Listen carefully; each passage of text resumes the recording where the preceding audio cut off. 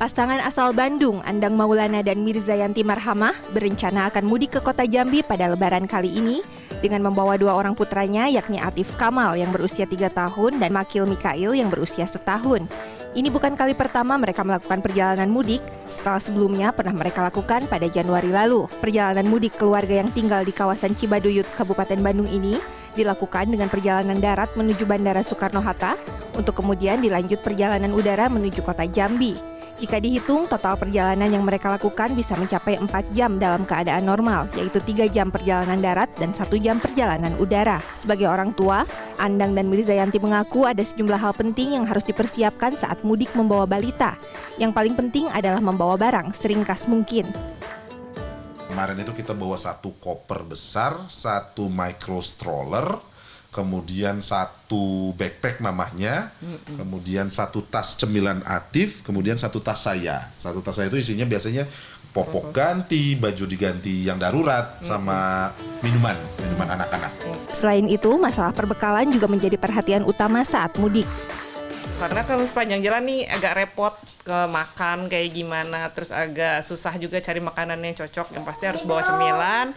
Terus selama di pesawat, nah ini yang agak repot tuh kemarin pas take off nih, biasanya telinga sakit gitu kan ya. Jadi ya tetap caranya ya satu-satunya ya suruh makan terus, jadi suruh ngunyah. Untuk sekarang bebas deh, mau makan coklat, makan permen, pokoknya bebas, hanti bebas ya Bang ya.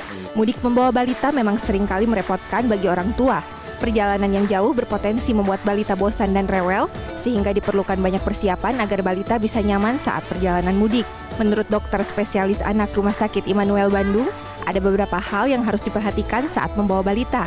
Pastikan kondisi balita dalam keadaan sehat agar kuat melakukan perjalanan jauh. Siapkan makanan, minuman, dan camilan agar nutrisi balita tetap terjaga. Orang tua juga harus memastikan kenyamanan balita selama di perjalanan dengan menyiapkan kursi khusus bayi serta pakaian yang nyaman. Jika menggunakan kendaraan dengan AC atau pendingin ruangan, pastikan balita menggunakan jaket atau baju hangat. Istirahat setiap 2 atau 3 jam atau jika balita terlihat gelisah. Tak lupa siapkan obat-obatan seperti obat demam, oralit, dan obat batuk sebagai antisipasi. Tips dari kami juga, 1 jangan lupa imunisasi.